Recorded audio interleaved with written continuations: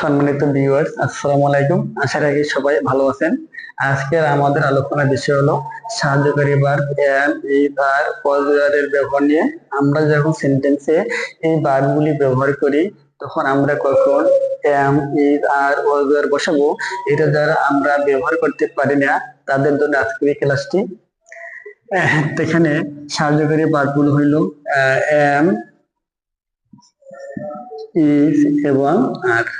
আজকে আমরা এই ভার্বগুলো নিয়ে আলোচনা করব।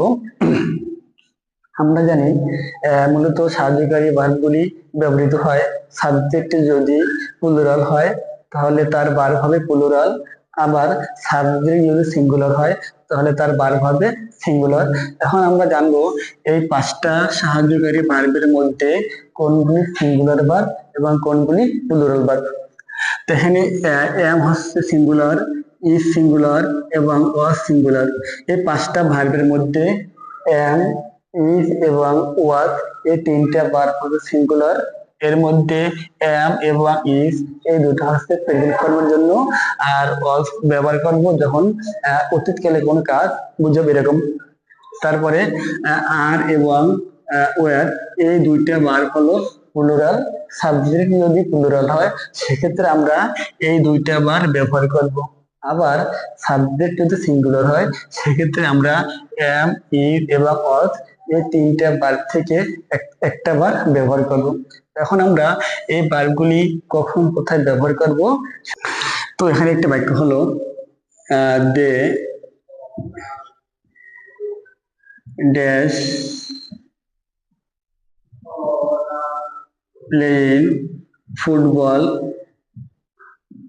তো এখানে একটি বাক্য হলো দে ড্যাশ প্লেইং ফুটবল। এখন আমরা এই বাক্যে সাহায্যকারী ভার্ব কোনটা ব্যবহার করব, am, is, are, was, were. এখান থেকে আমরা কোনটা ব্যবহার করব। যেহেতু এখানে সাবজেক্ট হলো দে, এটা একটি প্লুরাল সাবজেক্ট, সেহেতু এর ভার্ব হবে প্লুরাল। তো এখানে এই পাঁচটা ভার্বের মধ্যে প্লুরাল ভার্ব হইল আর এবং ওয়্যার। এখন যদি আমাদের বর্তমান বোঝায় সেক্ষেত্রে আমরা আর ব্যবহার করব, আর যদি অতীত বোঝায় সেক্ষেত্রে আমরা ওয়্যার ব্যবহার করব। তো দে আর প্লেইং ফুটবল নাও, তারা এখন ফুটবল খেলছে, তাই আমরা আর ব্যবহার করেছি। আমরা আরেকটা বাক্য দেখি, it dash a nice day. এটা একটি সুন্দর দিন ছিল। এখানে ইট হলো সাবজেক্ট যা সিঙ্গুলার, তাই এখানে ভার্ব হবে সিঙ্গুলার। যেহেতু ইট সাবজেক্ট সিঙ্গুলার সেহেতু এখানে ভার্ব আসবে সিঙ্গুলার ভার্ব। তাহলে এখানে সিঙ্গুলার ভার্ব হইল এম, ইজ এবং ওয়াজ। এখন আমরা এই তিনটে ভার্বের মধ্যে যে একটি ভার্ব ব্যবহার করব। যদি যদি অতীত নির্দেশ করে সেক্ষেত্রে আমরা অজ ব্যবহার করব, আবার যদি বর্তমান নির্দেশ করে সেক্ষেত্রে আমরা ইজ ব্যবহার করব। আমরা এখানে চাইলে ইজ এবং অজ এই দুইটা থেকে যে কোনো একটা ব্যবহার করতে পারি।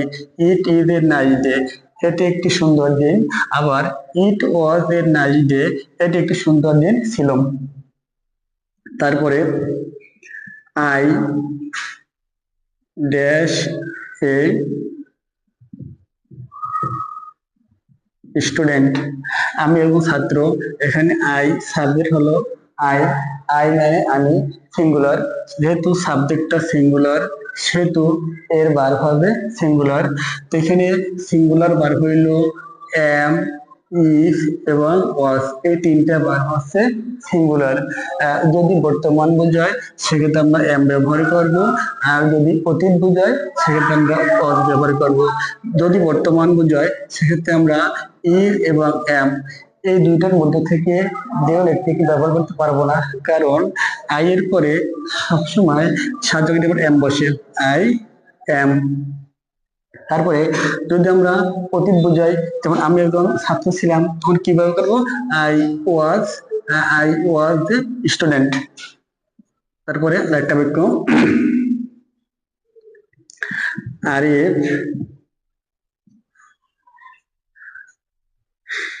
ড্যাশ এ ব্রিলিয়ান্ট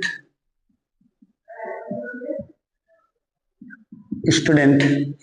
এখানে আরিফ হলো সাবজেক্ট, তা আরিফ দ্বারা একজন সিঙ্গুলার সাবজেক্ট বোঝায়, যেহেতু আরিফ একজন সিঙ্গুলার সাবজেক্ট সেজন্য আমরা এরপরে ভার্ব লিখবো সিঙ্গুলার।